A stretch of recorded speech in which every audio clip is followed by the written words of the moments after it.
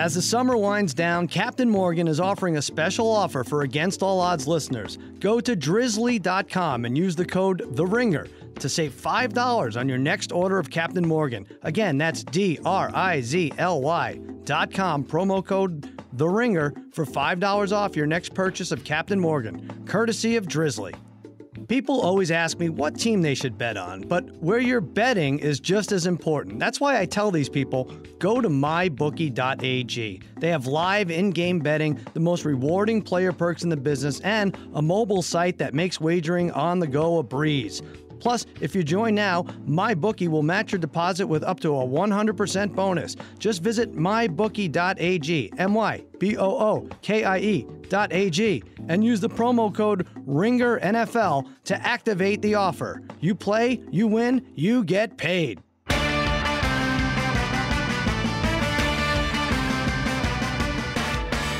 All right, welcome to Against All Odds with Cousin Sal, part of the Ringer Podcast Network.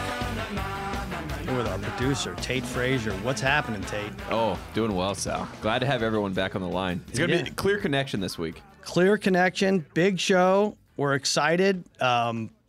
Tate was referred to as Tate the Snake. He was at war with the backup center of his alma mater, UNC. Tate called him out on the podcast, but you've made peace, right? Yeah, we're friends now. Well, not really. We haven't actually directly talked, but now he's liking all my tweets, and he's trying to suck up because I threatened the holy hammer of Chapel Hill, and that's the basketball program. So oh, really? I see. Yeah. It's weird. If you say you're the center for North Carolina, like 20 years from now, like that's pretty exciting, and until it comes out that it was a football team, right? Yeah, exactly. You're not Eric Montross. You're on the football team. Yeah. Well, listen, we have a gigantic show today, even more gigantic than the backup center for North Carolina. But Oscar De La Hoya will be calling in. Holy crap. This is like a real show, Tate. He is he's literally promoting Gennady Golovkin versus Canelo Alvarez this Saturday night at T-Mobile Arena in Las Vegas. It should be a great one. We'll talk to Oscar about that. We'll also talk to him about the Trinidad fight in '99, which cost me a lot of money. I'm sure he'll apologize. It actually wasn't his fault. He won. He was robbed. But before that, we're going to bring on the Degenerate Trifecta. We'll discuss the big fight, also the best values in the futures after week 1 of the NFL and a couple weeks into the NCAA football season. We'll hop on Captain Morgan's Make-Believe Riverboat Casino. So, without further ado, here they are, my wizards of wagering, my gurus of gambling, my barons of betting, my overlords of the odds. The Degenerate Trifecta is here. What's happening, fellas? What's going on, Sal? What's up, buddy? All right. Well, listen, first of all, I want to say, apropos of nothing or something a little, I want to say for those of you affected by Hurricanes Harvey and Irma, my heart and our prayers go out to you. And, if you watch Nightline, you see the devastation and then you see the looters, and it's very sad. But what they don't show you is the thievery that's gone on in fantasy football leagues as a result of these terrible storms. And our own Harry and the Parlay Kid are a big part of this thievery, I would say. What would you say? Brother Bry, you agree with that? Yeah, I really think Harry's a scumbag. And just like he calls Cutler scum, he's a scum. Frank, who's in our league, is also he's probably the biggest idiot we've ever had in the league. I'm so pissed after last week. Just to give everybody a little recap. Well, we've been doing this league for like 25 years, right? Yeah. So I'm sorry to interrupt, but I just want to, Brian, what would you say Frank is like? Frank's a nice guy, but out of the 10 of us in the league, like he doesn't pay as much attention, and he's, he kind of, well, how would you describe him? He's almost an induced coma, isn't that right? Yeah, that's exactly what it is. He never pays attention. He never replaces a guy in a bye week. That's why I'm so shocked that he made trades with Darren and Harry in the first week. Yeah. He doesn't even have a computer to do the draft. Right. Every year. He's got to do it, like give you his picks. He tells lies. So yeah. I don't even know, Harry, how did you get him to make a trade with you? Well, let me first set up what's going on here. So Frank Frank doesn't know, and he basically he knows He maybe knows the early 90s Vikings, and that's it. I think he tried to draft Robert Smith like 3 years after he retired. But so the unwritten rule is basically don't trade with Frank. He doesn't know what he's doing. He doesn't work the waiver wire. By week 9, he's missing a third receiver and a tight end, and just let him fizzle out, and we'll collect his entry fee thereon. So now, okay, so the Parlay Kid and Harry run into a little mess. It's not their fault. The storm, as a result of the storm, Harry loses his only tight end, Brait. Darren loses his defense, Tampa Bay, right, Darren? Or was it Miami? Was it Tampa Bay? That's correct. Okay. So Harry, Tampa Bay. Harry, tell everybody what trade you proposed to Frank. Well, I proposed that I get. I gave him Andy Dalton, and he gave me in return. Because I needed, like you just said, I needed a tight end. Yeah. So he gave me his second-rate tight end, Jack Doyle of the Colts, who, by the way, nobody's starting any Colts anymore, and even T.Y. Hilton's questionable to start from now on, considering how bad they were. But I got Jack Doyle. He got me 41 yards instead of 0, so I got 4 points out of him. I gave up Dalton, and then I guess I was sort of forced by some people in the league to give up $5 of our fantasy wire money as well. Yeah, because I don't think. Well, Tate, what do you think? You think it's fair? Harry gives him Andy Dalton. The guy already. Frank has two quarterbacks already. He gives him Dalton, who he picked in the 16th round. No one was ever going to take Dalton anyway.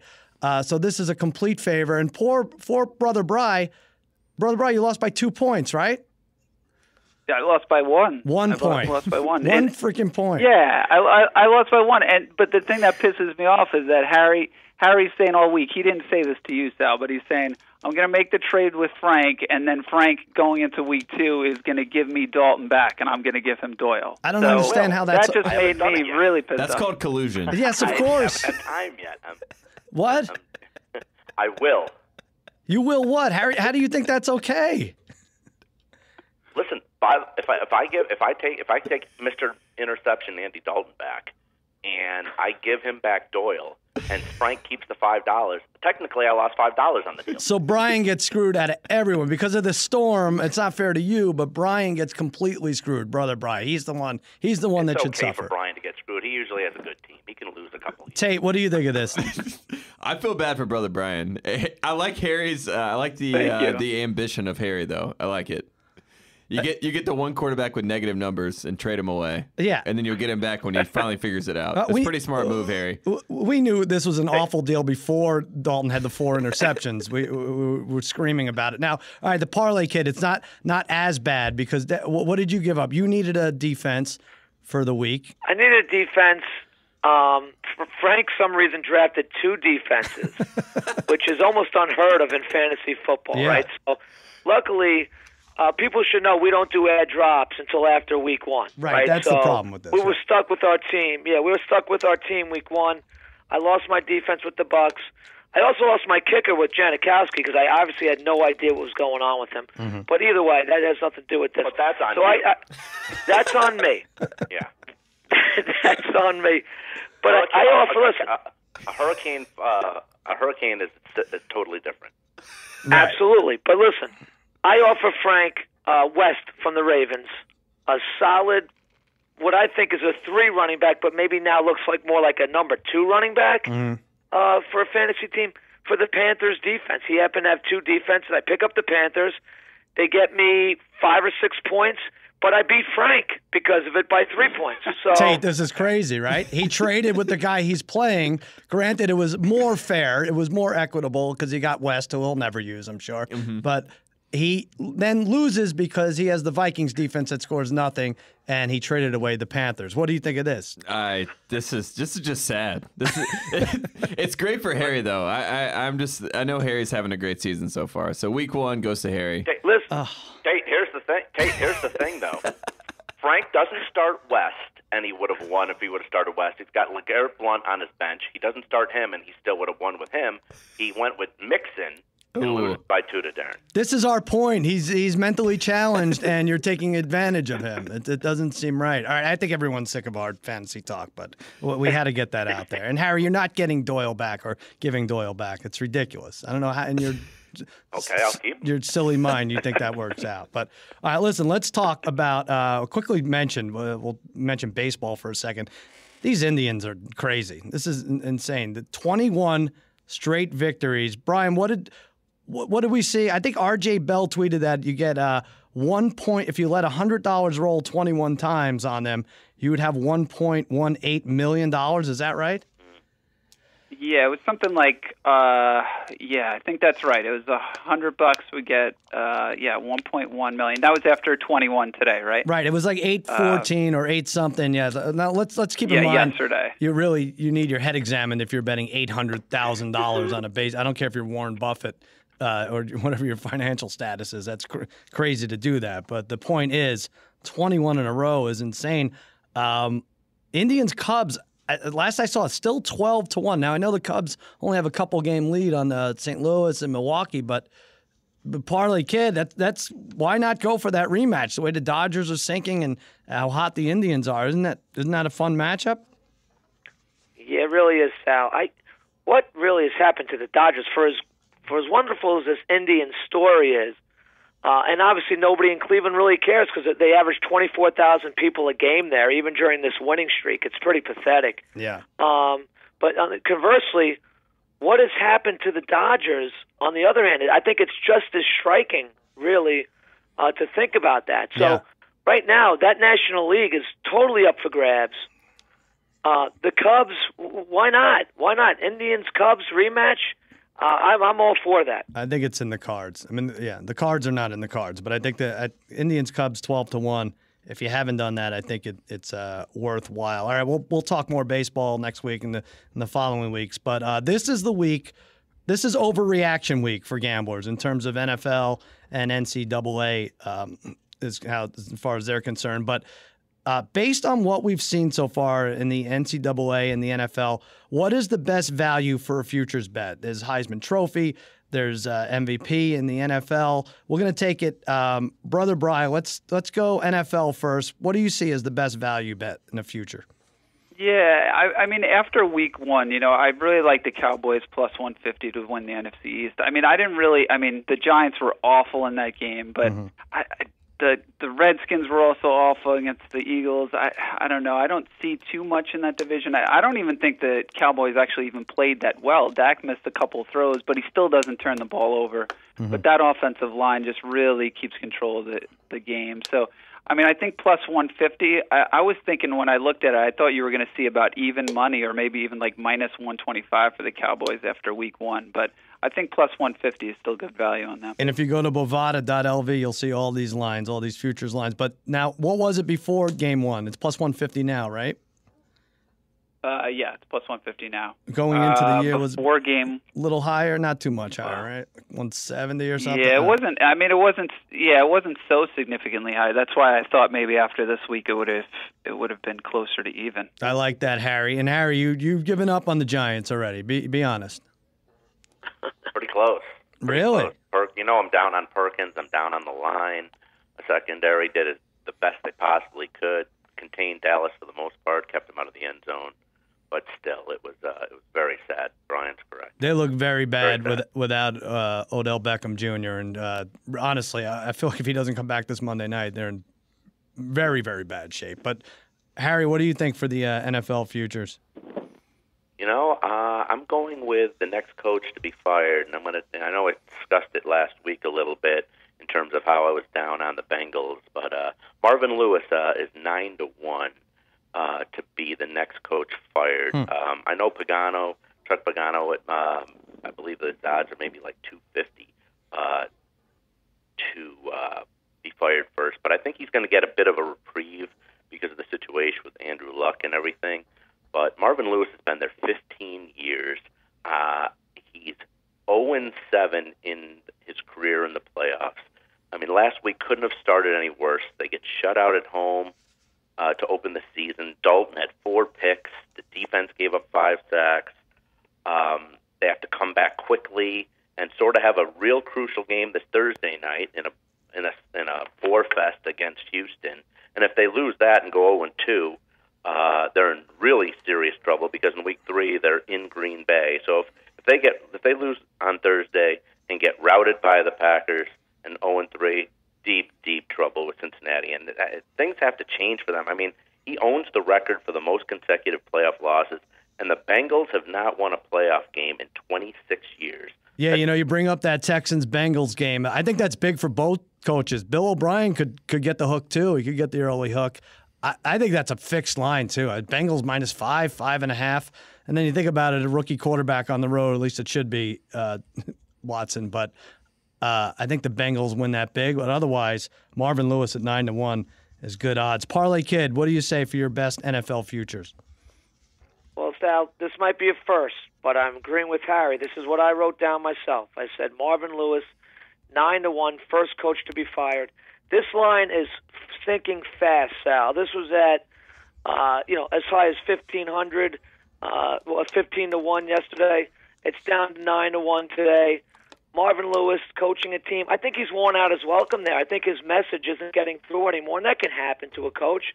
He's been there long. He's got a lot of veteran players that have been there a long time with him. And after a while, as a coach, sometimes they just need to hear a new voice. I think ownership's going to realize this very quickly within the next week or two. I don't see this team. I could see them losing tomorrow, being 0-3, 0-4. This guy's going to get the axe. He's had a nice run there. He's been a solid coach.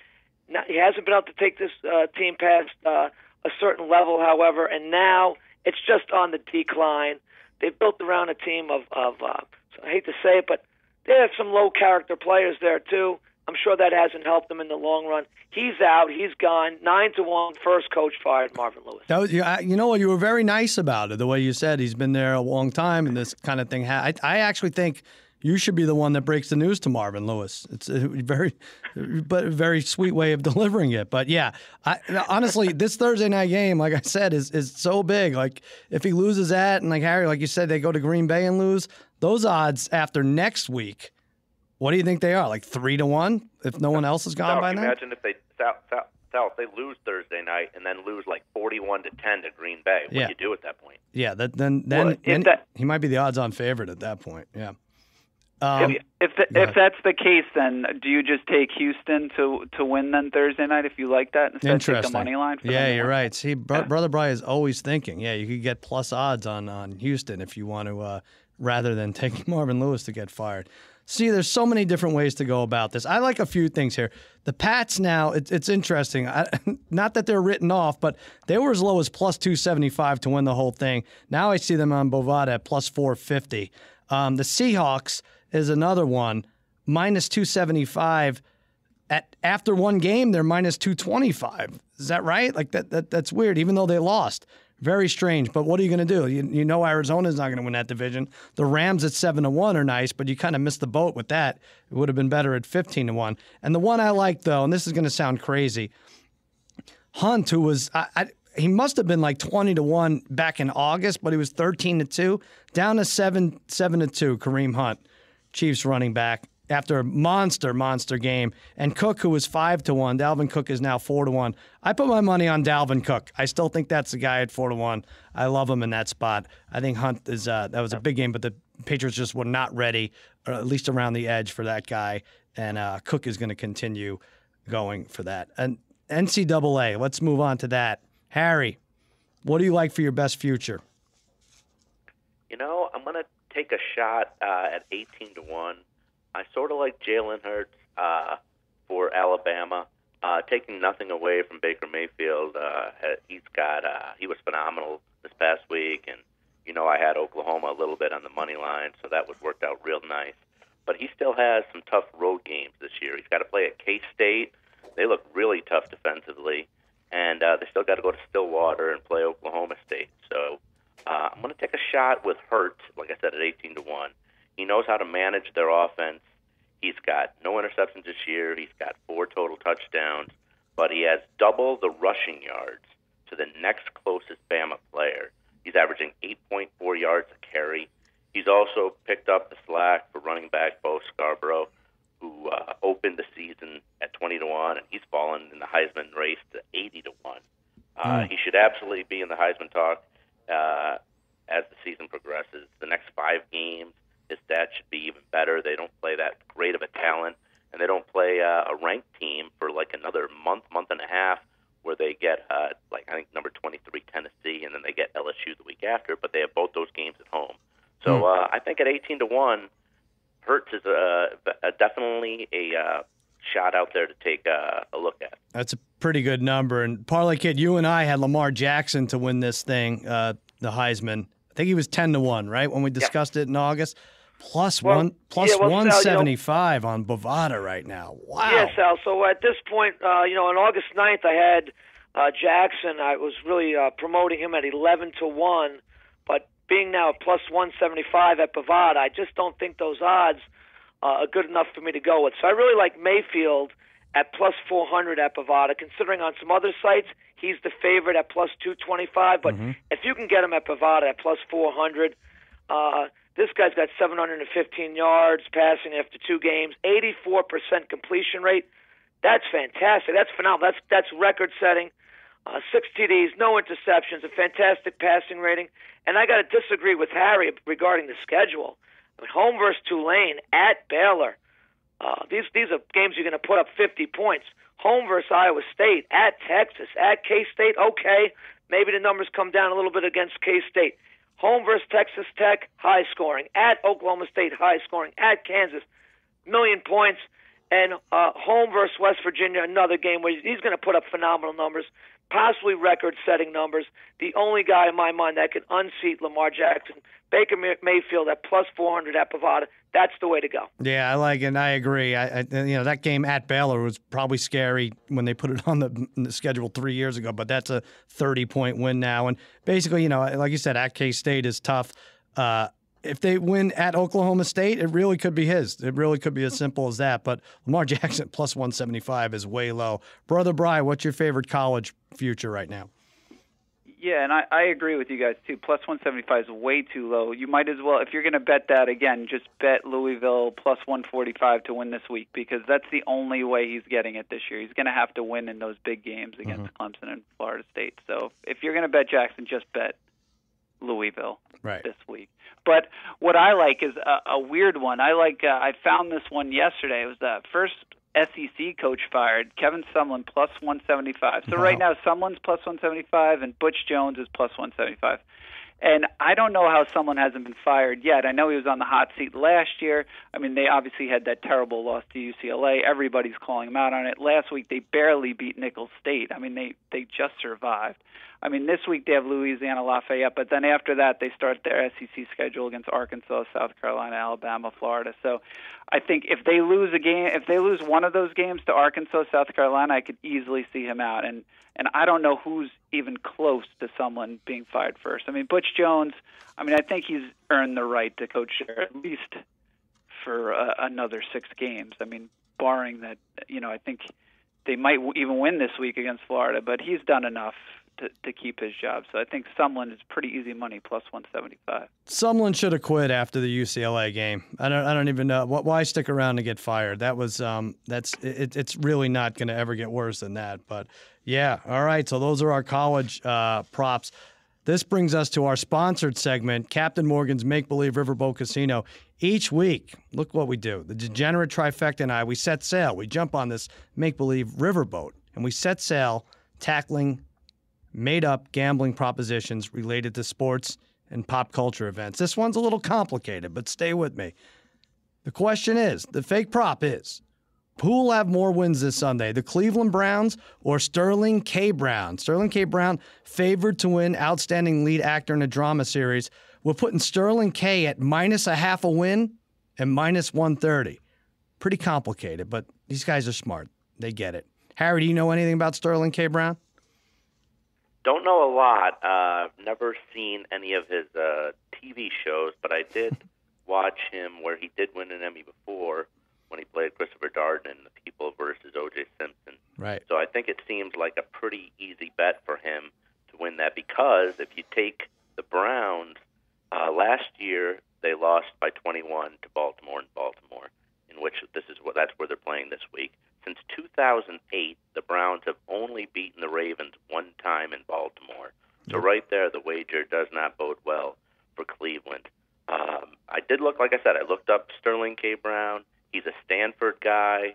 I said he's won an Emmy before. I'll take a Stanford guy over a Cleveland Brown anytime. So I think I will take Sterling K. Brown. I'll take the singular Brown over the plural Browns. All right. Parlay Kid, you agree? Oh, yeah, I agree on this, Sal. In terms of the Cleveland Browns, again, I'm going to keep saying it, Sal, but when you got football people like Sushi Brown running the team, they're just not going to win many football games. And yes, I called him Sushi. I did notice that. Yeah, it's not. Things are fishy in Cleveland. Things are very fishy in Cleveland, Sal. So you like very Sterling? You like. I got it. You like Sterling over Cleveland and Sushi Brown. All those Browns. It's a lot of Browns. Absolutely, you could combine them all together. Sterling K. Brown, so he was excellent as Chris Darden. It's the only reason why I kind of watched that show. Right. Either that or anybody who acts opposite of David Schwimmer probably seems awesome anyway. Right. But I think he was legitimately awesome on that show. I don't watch this other show he's up for right now. I hear a lot of good things about it. I read somewhere that he's 8-13 in odds. 8 to 13. I've never seen odds like that before. Minus 175 on Bovada. What does that even come out to? Yeah. I mean, right. So, and Bob Odenkirk is second at 14-5 odds. So I think this is it's a no-brainer here. If this was minus 1130 rather than minus 130, I would still be taking Sterling K. Brown to win this weekend compared to the Browns. All right. What do you say, Brother Bry? Sterling K., Sushi, or Cleveland? I am going with Sushi and the Cleveland Browns. Wow. Do they have a shot to win this week? I think potentially. I think they do have a shot to win. I'm going this way because I like Odenkirk actually plus 225 to pull the upset here. I mean, Better Call Saul is the only show on this list that I've actually watched, and I don't know if you think the same, but without Odenkirk, this show is terrible. I wouldn't watch this if anybody else was in this show. So I think he carries it so much that he deserves to win. Also, there's still a good chance that voters are racist, so I'm going to go with Cleveland Browns on this one. There is always that, and like Harry said, 8 out of 9, the Cleveland Browns have lost the last 8 out of 9 in Baltimore. I think the Ravens' defense will create pressure. It'll be trouble for Deshaun Kaiser. I don't know. Everyone thought he had a great game. Tate, wasn't his QBR like 27.5? Yeah, something like that. Yeah, pretty tough. Wasn't that good? Now you're going to Baltimore where you never win. So I'm marking the Browns as a no wins on Sunday. Now, that would mean Sterling K. would still have to win to collect on the bet. There's talk that he might split votes with Milo Ventimiglia. He's right. I don't know if I even said that right, but he's also an actor on This Is Us. I don't watch the show. All the ladies love it. Someone important died in it. It left everyone in tears. He's minus 175, I said on Bovada. I say Sterling K wins. Give the half minus 130. Sterling K is a winner. All right. That's another week of Captain Morgan's Make Believe Riverboat Casino. No matter how you live like a captain. Captain Morgan reminds you to please drink responsibly. Captain's orders. All right. Let's talk Canelo Triple G. Now, I have Oscar De La Hoya on in a few minutes. We're going to discuss this further. But Bovada has Golovkin favored at minus 155. And that means Canelo is plus 125. The fight to go the distance is minus 130. Everything's very close, Brother Bry. But I will say this. I like the favorite. I like Triple G. But have we ever won a minus 155? I don't think we've ever won anything in that range. Well, I would say we did win Ward in these ranges. I would say that he's the only one that's comparable. Right. I would say he's the only one that's comparable. But yeah, it's weird, right? Because the Triple G odds, when the hypothetical odds originally first came out, he was like minus 600, and then I think back in May before the Chavez fight for Canelo, I think Triple G was like minus 350. So they really swung on two fights between the Jacobs fight for Triple G and the Chavez fight for Canelo, and I think I don't know if they should have swung that much because, Chavez to me is awful, and I think Jacobs is actually really good. So I think at minus 155, you're still getting pretty good value at Triple G. I know you'd feel better, right, Sal, if these odds were higher right now? I wish he was minus 400. I wish a lot of money would come in and he'd be minus 400, and then I could put it with your Raiders or something on the money line, just collect a little less or a lot less. But yeah, for sure, that's how I think. So what's your best, Brian?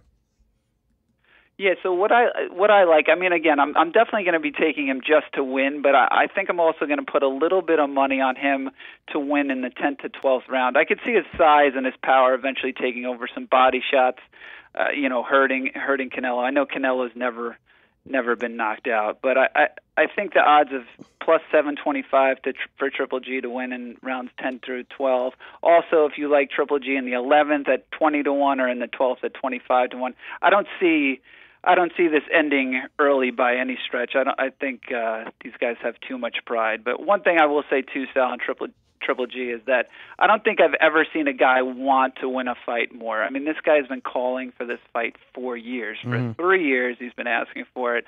I think that motivation definitely serves him. He's going to be looking to prove a point, and I would take a little bit of a risk on a late stoppage here.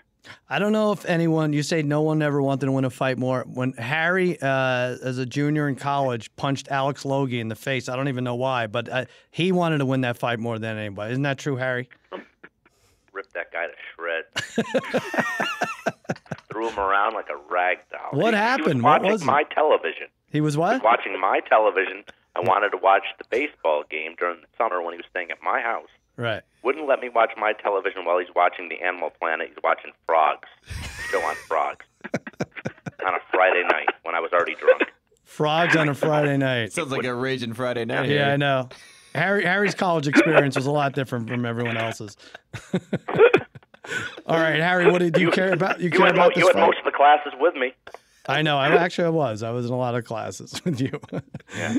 What do you like on this, Harry? Do you care about this at all? Triple G decision I plus know you guys are the 275? experts, and I'm not big into boxing, but Right. I did discuss this with Brian a little bit. Where it's interesting to me though, where Canelo is an underdog, but yet if you want him by decision, he's like I believe plus 180, and Triple G is plus 240.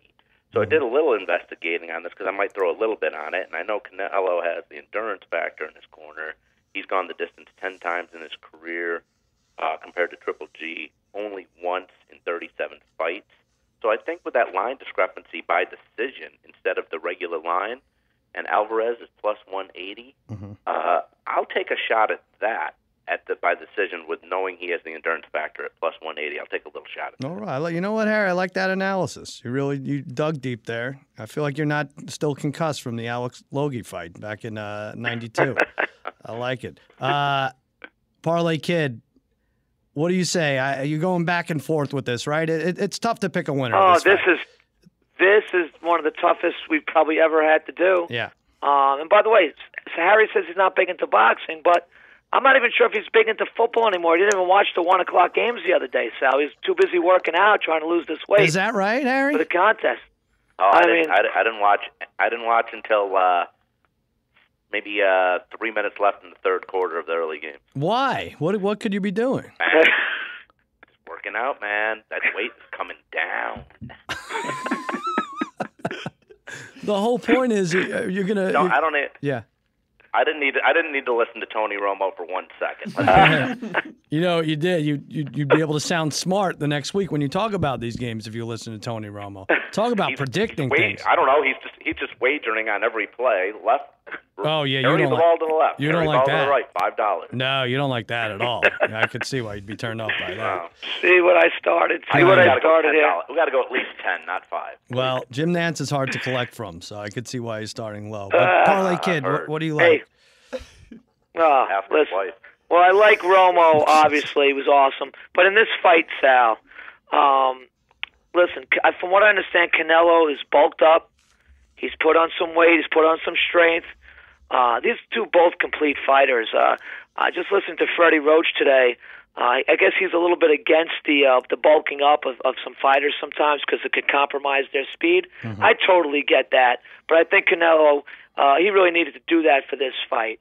And what I also learned today is that Triple G beat up on Alvarez in some sparring sessions years ago. So to me, I think that's why he's calling for this fight. I think he's a little overconfident coming into this fight. I think that his last fight, Triple G's last fight against Jacobs about 6 months ago, right? Was that in March? I think so. It was about in March. Yeah. So about 6 months ago. That was a war. I think that took a lot of starch out of this guy. We've seen this happen in boxing before. He's 35 years old. And I know Alvarez has more fights than he does in his career, but I think that fight took a lot of starch out of Triple G. So I'm really going to stick with what my gut was first telling me. But this is what I like for this fight, Sal. Alvarez to be knocked down and still win is plus 600. Wow. I'm going to take that. I could see this happening like a flash knockdown early in the fight, but then Alvarez just digging at him, winning the middle to later rounds and winning this fight. Because Triple G, besides that Jacobs fight, he doesn't go the distance. Right. He doesn't go the distance. Alvarez is coming off one of the softest fights. He's fresh. That fight against Chavez months ago, that just was like a total tune-up, easy peasy. He's fresh. He's going to get knocked down, but win the fight, plus 600. I really like that. That's really interesting because if he doesn't knock Triple G down, you're talking about that he has to win really 8-4, right, in rounds to win that. Right, I think so. I mean, 7-5 would be a push, right?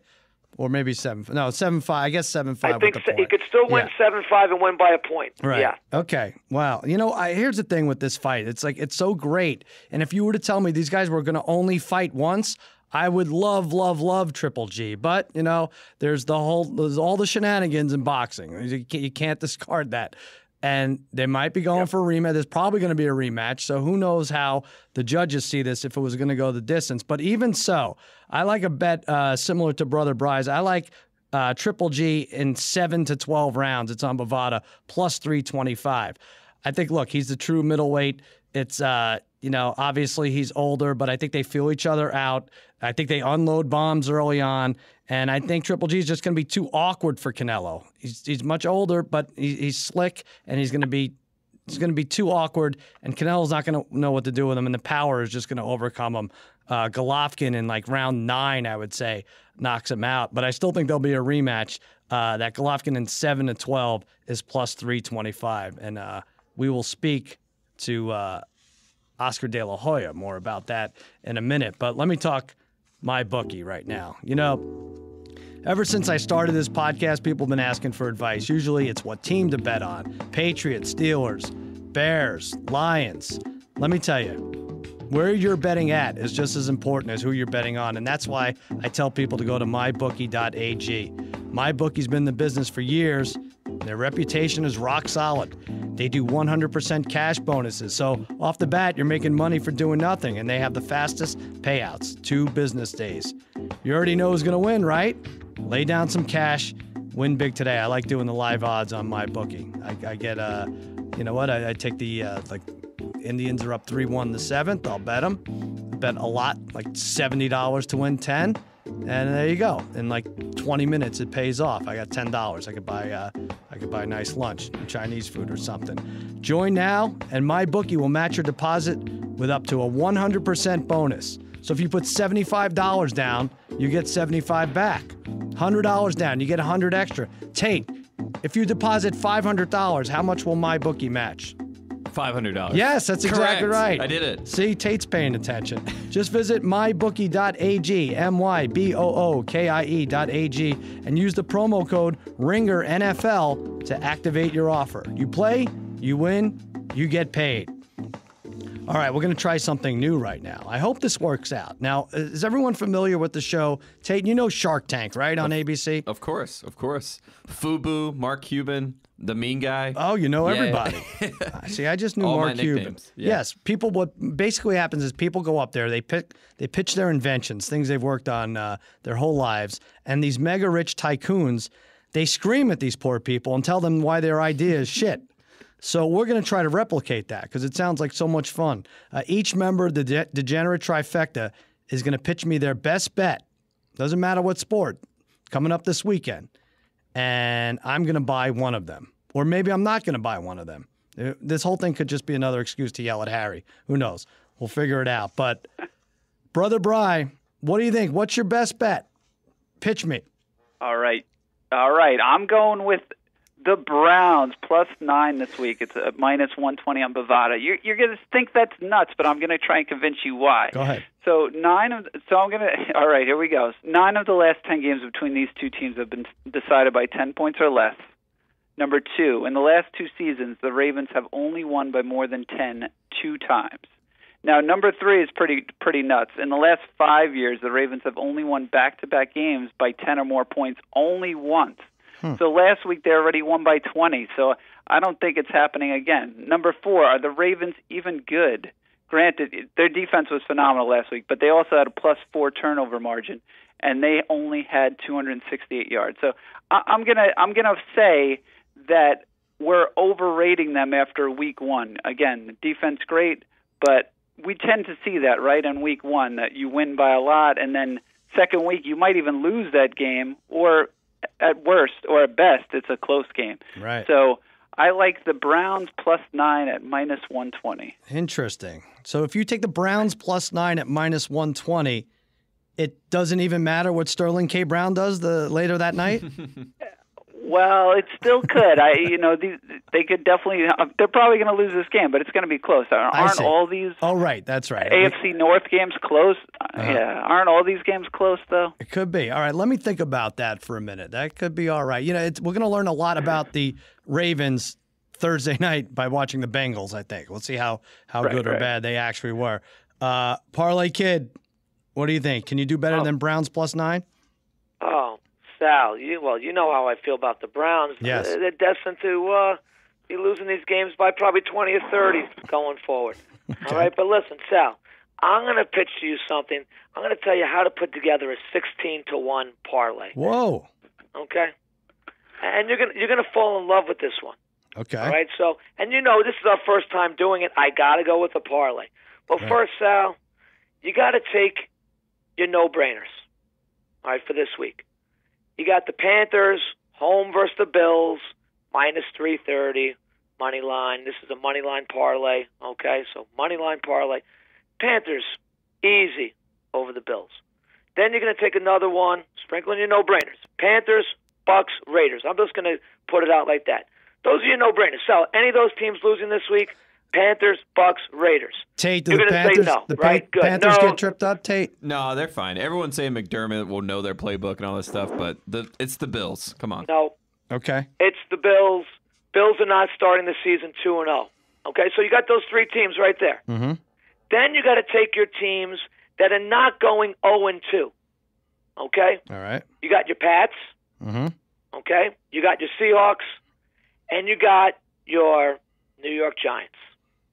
Or should I say New Jersey Giants? All right. Ooh. Okay? Those teams are not going 0-2. And, Sal, these are the games. These are winners. Mm-hmm. All right? Those teams are not starting off 0-2. Seahawks, home. Giants, home. Pats on the road, but they're not going 0-2. They're going to destroy the Saints. Okay?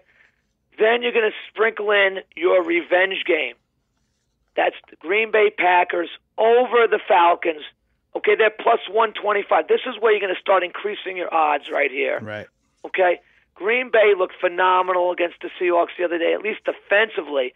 And on that turf in Atlanta, they're going to put up a ton of points. Their defense is going to outplay Atlanta's defense. They want revenge for that NFC Championship game last year.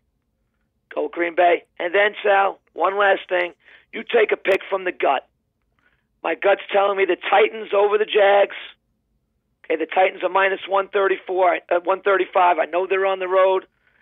I have a good feeling they're a pretty good road team. Mm-hmm. Okay, that's my parlay. That's a 16-to-1 parlay, Sal. Wow. So that's the Pats, the Seahawks, the Giants, the Panthers, the Bucks, the Raiders, and the Titans. Wow. All right. 16-to-1 money line parlay. You got to love that, Sal. 8 teams, 16-1. I do like it. I'm going to root against Harry's Giants, and I do like Green Bay over Atlanta and Titans over the Jags. Oh, man, that's a tough one. You like them, then this is a no-brainer. It's a no-brainer. All right, speaking of no-brains, Harry, let's hear yours. Notre Dame visits Boston College this week on Saturday, and my pick is Boston College plus the 14. Now, I don't know if you guys witnessed Brian Kelly's explosion after losing that tight game to Georgia on Saturday, but he was absolutely ridiculous. He's an angry jerk-off, screaming at some woman who's a reporter about nonsense because he was so upset. He can't take losing. The guy's losing it. So, first of all, Notre Dame's head coach out of control. Number two, it's a big-time opening for a major letdown going on the road to Chestnut Hill, where I love that how number 3, Boston College, tanked last week at home versus Wake. No one will like BC this week. No one will have BC. So at number 4, this includes 3 times, the last 3 times, that Boston College has played the Irish. In 2015, Notre Dame was number 4 with Deshaun Kaiser at quarterback. They were number 4 in the country. They were a 16-point favorite, and the Irish only won 19-16. BC covers. In 2012, Notre Dame was minus 19. Notre Dame wins 21-6. BC covers. And in 2011, Notre Dame was minus 24.5, and the Irish won that game 16-14. Like I said, with them tanking against Wake Forest, they're 1-1 BC, but their run defense has been pretty good this year. They've given about 130, 140 yards a game. Absolutely, that's the only thing Notre Dame's been able to do a little bit on offense. They can't pass the ball. They're minus 14 on the road. In a letdown game, take the Boston College Eagles plus the 14. I like it, Harry. Why do you like that, Tate? Because it's all the kids that didn't go, all the Catholic kids that didn't get to Notre Dame that wanted to get recruited, they all go to Boston College instead, and then they have this chip on their. It's like a rivalry game for those kids. It's good. I like it, Harry. I don't like it. Yeah. I'm sorry, Harry. I don't like it. They lost 34-10 to Wake Forest last week. They never scored. Their over-unders last year were like... They were looking ahead to Notre Dame. They don't care about Wake. You don't think Notre Dame maybe was looking ahead to Boston College? That's why they lost to Georgia? I don't know. Not at all. I think it's right around there. I think it's right around 2 touchdowns. Listen, if they would have got smoked by Georgia, that's one thing. But in such a tight game, and they could have won it at the end, and they didn't get it done, Kelly erupts. BC plus the 14. Look at the history. You know what? I'm gonna let you. I'm gonna let you go solo on that one. I'm not gonna buy that. Brother Bry, I'm not impressed with the Browns, and the Steelers were my best bet last week, and they decided to not play the fourth quarter, so I lost that, and I'm down on Deshaun Kaiser for some reason, and until they get their act together.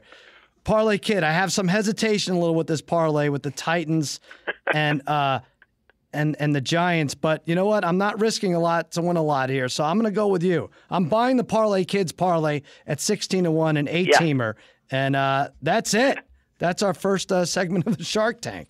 I think that went well, Tate. What do you think? Yeah, congrats to Darren. Way to go. Yeah. The parlays win. Right. Hey, listen, that's what I do. Right. Harry, maybe the parlays are always going to be more exciting. Sal calls me the dummy, and those two are taking an 8-teamer. Harry, maybe you can sell your Boston College bet to Frank. Why don't you call him right as soon as we're done with this? I texted him already. He's calling you and Brian a couple of swine. Okay. All right. Well, that's true. All right, fellas. Thank you. I've had enough of you, but this was good. We have a lot of football, and we have boxing. And we're going to talk more boxing with Oscar De La Hoya in just 1 minute. What's this? Oh, yeah, the Casper. The Casper is an obsessively engineered mattress at a shockingly fair price. Supportive memory foams create an award-winning sleep service with just the right sink and just the right bounce. Try Casper for 100 nights risk-free in your own home. If you don't love it, they'll pick it up and refund you everything. Casper understands the importance of truly sleeping on a mattress before you commit, especially considering you're going to spend a third of your life on it. Free shipping and returns to U.S. and Canada. With over 20,000 reviews and an average of 4.8 stars, it's quickly becoming the internet's favorite mattress. Tate Frazier, our producer, is it your favorite mattress? You have a Casper, right? Just like the internet, yeah. It's my favorite. Me and the internet agree. It's a great mattress. You have your lady has tried it out too, right? Exactly. And she approves as well. The internet, my lady, and myself all approve Casper mattress. Yes, they're going to conceive a child on that Casper mattress very soon. Get $50 towards any mattress purchase by visiting www.casper.com/odds, ODDS, and using offer code ODDS. Terms and conditions apply.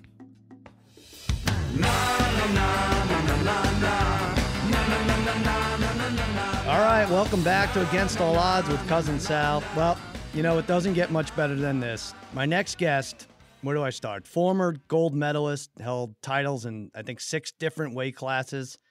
He's the founder of Golden Boy Promotions, which is responsible for putting together the big showdown this Saturday between Gennady Golovkin and Canelo Alvarez.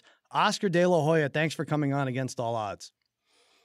Thank you. No, it's a pleasure. Thank you for having me. Oscar, before we get to Canelo Triple G, this is going to be a real easy interview for you because I'm gonna kiss your ass a little, and then we'll talk the big fight, and then I'll let you go do more important things. But first of all, let's go over your career. First of all, you had something insane like 225 or 230 amateur wins, and that I think you were like fighting every 10 days or so. You were fighting more than the Real Housewives of Atlanta fought.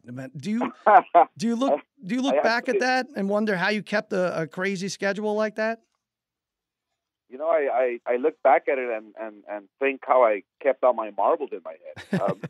You know, it was a grueling schedule. I mean, being an amateur is a tough task, especially when you're fighting at the highest level. But you know, when you're an amateur fighter, your dreams, are to go out there, make the Olympic team, win a gold medal for your country, and that's exactly what I was doing it for. I mean, there was no stopping me. God bless you. And was it really like, it must have been like every 2 weeks or something that you had a fight, right? It was actually. I remember fighting on a Saturday, and the following day, Sunday, you recuperate for a few hours, then you fight again. Right. Yeah, I mean, amateur boxing was totally different back then in the days. You know, it was televised. I believe it was like on USA Network. We had good exposure. The whole Golden Glove tournament was a big deal. So we were motivated. We were extremely anxious to get in the ring once again and fight often. Yeah, and then obviously you turned pro. Jesse James Lehi, I think he had like 1 loss, and you destroyed him in 2 rounds. You have Julio Cesar Chavez. You put him out in the 4th round. Was that the toughest fight for you in terms of how the Latino community was split? Maybe they weren't in your corner as much as you had hoped. Yeah, no, it was difficult. It was difficult times because you know, if you really take a look at that fight, you know, because here I am as an Olympic gold medalist, and you know, I represented my country, which I mean, obviously, I'm very proud of being born here in the USA. You know, but I have you know, Latino roots. I have Mexican roots. You know, both my parents were born in Mexico, and so when I faced the legend, when I faced the Mexican icon, my identity was kind of lost. It was like, who am I? Where am I from? People were asking, like, you're not real Mexican. You're not a Mexican. You're not Chavez is our Mexican hero. And so where am I from? Am I from the U.S. or am I from Mexico? It's like, it was some crazy times. I mean, yeah. and literally that fight separated families. It separated generations. I mean, the culture clash that we went through was incredible. Yeah, and you know, I feel for you because here you are, like you said, you win the gold medal. You're from Los Angeles. I mean, you can't help from where you're born, right? But yet, still, some Mexican Americans in LA, or you know, they have to decide. Like, you must be like, what more do I have to do, right? Well, I mean, I'm now that I look back at it, I'm so so blessed and I'm thankful that I stuck to my guns, because my message was always, look, I'm born here in the USA. I'm proud of it. I love it. This country gave me my gold medal, gave me the opportunity to make the Olympic team, and all these dreams that came true for me. So I'm blessed that I was born in the USA. Right. But I'm proud of my roots. So I stuck with that. And so what's happening now is that all those people that were rooting against me, who were Mexican nationals or with Mexican roots, or who were rooting for Chavez. So now what's happening is that now they have kids who are born in the USA. So now they understand what I went through. Right. So it's a bit of a in education, kind of like, sure. It's telling them, hey, look, I mean, it's great to be born in the US of A, and it's great to be proud of your Mexican, your heritage, your Mexican roots, and so it's okay. And so now I'm accepted a bit more. Yeah, and it took a generation to figure out, like you said, and it's not exactly the same situation, but we saw a little of it with Canelo against Chavez Jr. He couldn't, in my estimation, couldn't win the Latino fans over. It was still a Chavez Jr., at least on the site, it seemed like a Chavez Jr. crowd. Did you talk to Canelo about something like this and how to handle it? Well, I mean, Canelo's he's born and raised in Mexico, right. and I mean, he's adored in Mexico, and they love him. And one thing with Canelo is that he's adored and loved by the male fan, and he's adored by the female fan, because of his looks. Right. So he has the best of both worlds. It's a little different, but he has the best of both worlds. He's a serious fighter. He goes out there and takes care of business.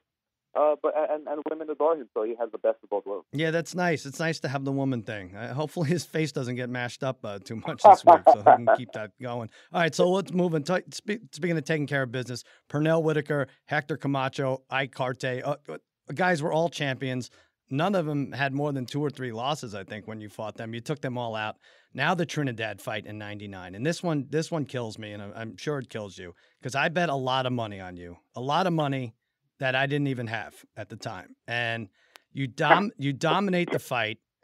You admittedly take the last couple rounds off, and you lose a majority decision. And I'm sick to my stomach. I still am. Have you watched this recently or ever?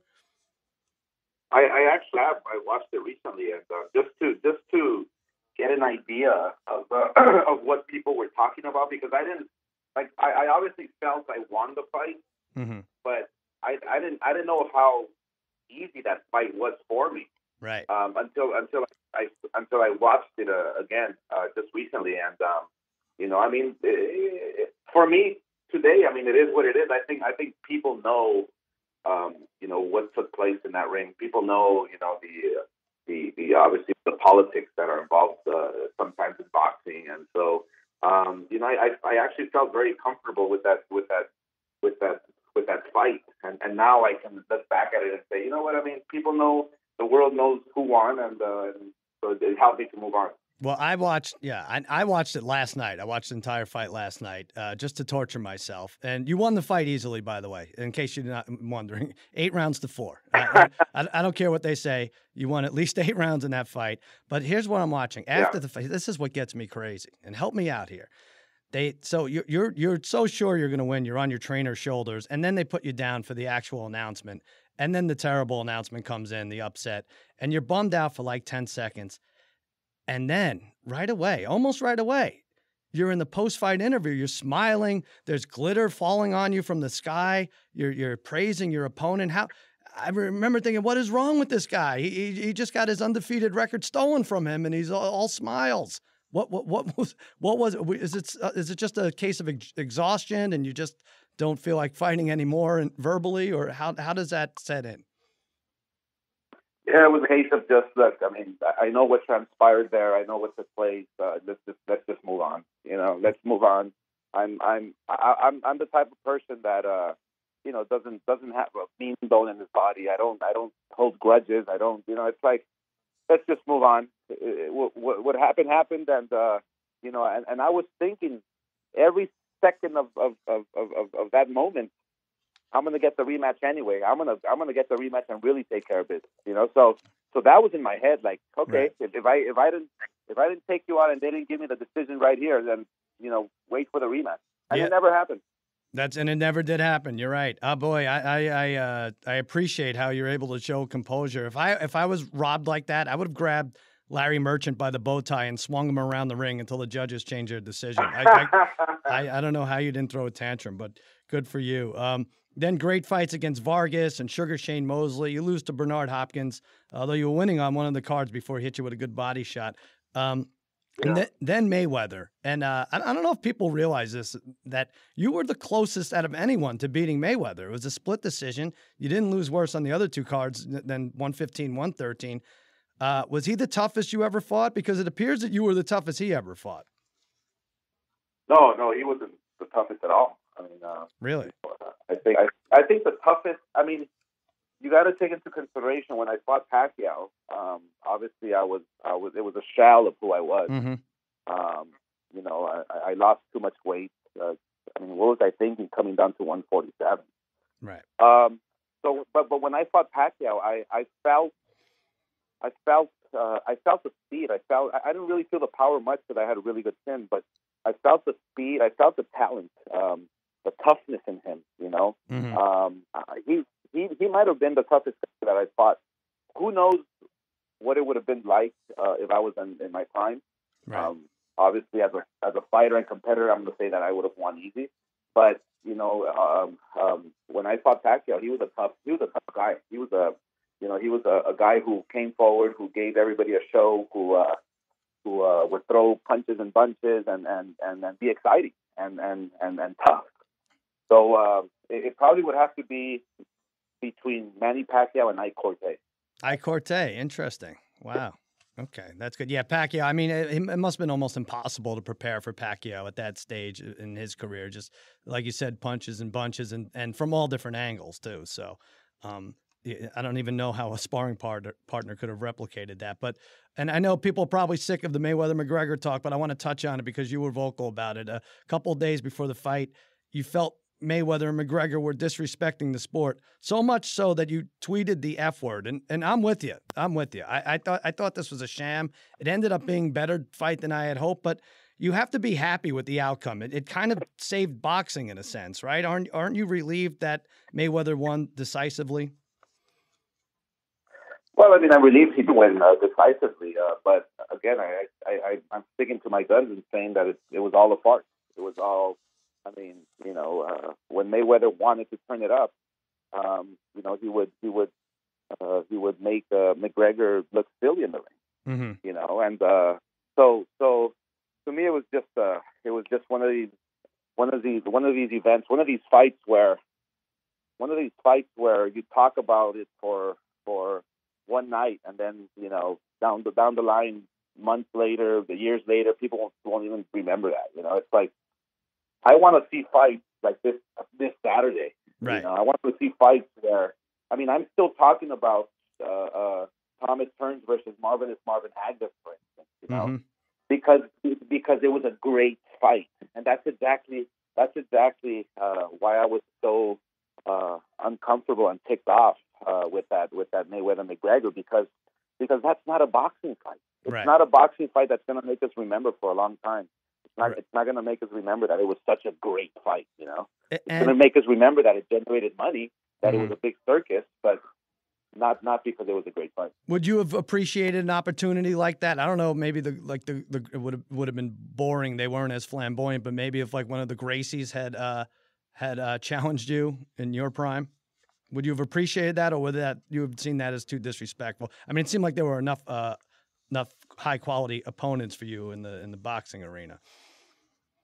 Oh, I mean, you can't look. I mean, like Gracie, for instance, is the best at what he did in his sport, and I was the best at what I did in my sport. And so it's not that I don't appreciate a McGregor or the MMA. It's the fact that we should just stay in our own sport. I mean, that's why I was saying it's a disrespect to boxing because there's so many talented fighters out there that can give Mayweather a run for his money, and decides to fight a guy whose record in boxing was 0-0. Right. You're right. All right, let's get to Canelo Triple G. I think you're promoting the fight of the decade. Congratulations, by the way. I really do. I think, is this, Thank you. Do you feel like this is the middleweight version of De La Hoya Trinidad? No, this is Thomas Hearns Marvin Hagler all over again. Wow. I mean, there's going to be some bombs all night inside that ring on Saturday night, and people know it. Yeah, people know that it's going to be a great fight because of their styles. I mean, these guys are so they have so much pride. There's so much at stake. They're both knockout artists. They don't know how to take a step going backwards. It's going to be a real fight. That's great. And obviously a Hagler-Hearns type battle is perfect for you as a promoter. But short of that, what are you looking for? A good close decision. If Triple G wins 8 rounds, you're completely bummed, right? Because it'd be tough to set up a rematch. Is that right? I'm not even thinking. I'm thinking, look, I want it to be a great fight. That's all. I want the fans to win. I want the fans to enjoy this great fight, because these types of fights do not come often. Right. Now, I know it's probably weird for you to make a prediction, but what's important here is that I make some money off of this. Triple G is a slight favorite. You have to put down $1.50 to win $1. Vegas says the same odds that it goes the distance. Would you be surprised if it went the distance? You mentioned the power, and what do you think? You think eventually someone gets knocked off their feet? I would be very surprised if this fight goes the distance. Wow. I think both guys hit so hard,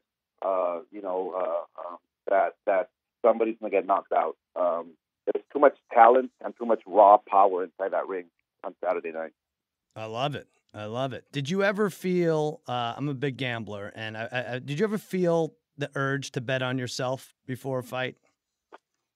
Never did. I never did, actually. I never did. I like I said, I always respected my opponents. I always respected myself. I respected my sport.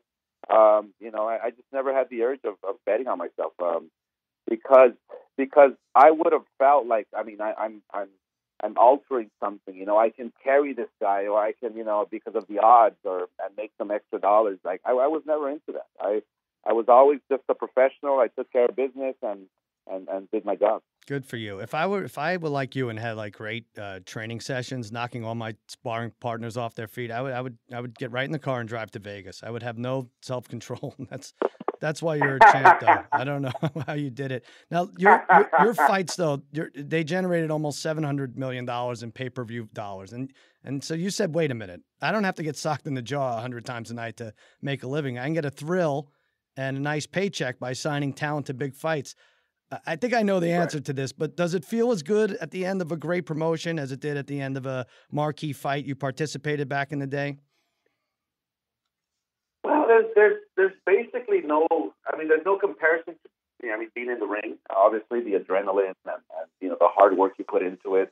But I do have to say that this is for me this is like almost winning a gold medal. Wow. As an amateur, the highest accolade, the highest prize you can win is a gold medal as an Olympian. For me, as a promoter, these are the fights that I live for. This is a promoter's dream, and so I can seriously now say that I've made it in the promotional world. These are the types of fights that the fans deserve, and this is the type of fight that I love to deliver to the fans. It's going to be a great one, I think. And if you could have promoted any fight in history that didn't end up happening, which would it be? Might have been yourself against Katsuya. De La Hoya, Sugar Ray Leonard. Oh, really? Oh, I see. You're going back. Wow. Interesting. Yeah, that would have been phenomenal. Oh, yeah. That would have been a phenomenal matchup of styles. You think you would have done okay? Oh, yeah, more than okay. me and Sugar Ray Leonard have this thing with each other. I mean, he's such a great guy, such a phenomenal human being, and we're always we're always debating who would have won and who, and why. And so it's pretty interesting when you hear us talk, the rivalry we have, the friendly rivalry we have when we talk about a dream fight with him and myself. Yeah, it's weird. I had him on last week. He said he would have knocked you out in 3 rounds. That's very strange. Oh, of course. No. I would have knocked him out in 2 rounds. Actually, I didn't have him on, but I just baited you into that. Wow, that's something. Let me ask you this. Fake proposition. 2017 Conor McGregor versus 1999 Oscar De La Hoya in a boxing match. Over under 4.5 rounds. In a boxing match, would have taken 1 round. 1 round. Wow. Oh, of course. And but in the octagon, I'll be tapped out in 1 second. Right. But you actually mean 1 round. Like Mayweather said 2 rounds, and then he fooled all of us because he then claimed he had a plan, and I do believe him, to tire McGregor out. But you really think you would have gone right after him? Oh, of course. I mean, from what I saw, and God bless him that he tried, but again, boxing and MMA, I mean, the punches are coming from different angles. The footwork is different. I mean, the punches that McGregor was landing did no damage whatsoever because the punches are just different. They're different. You have heavier gloves. Everything is just different. And so, that's why I say, it would have taken me 1 round. All right. Maybe we could still get that together. I don't think it's too late for you. I think we could have that happen. I'm going to promote. I won't take anything. I'll take like 18, 19%. That's all I need. But listen, before I let you go, Oscar, you're promoting another big fight, Jorge Linares versus Luke Campbell. This is on September 23rd. Lightweight title is up for grabs here at the Forum in L.A.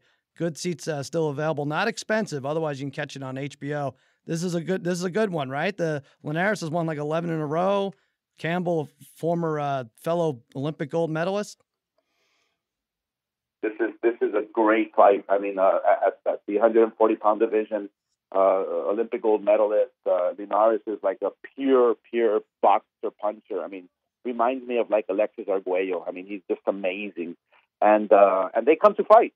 They come to fight, and they come to give us a great show. So I expect Linares to turn it up and win that world title.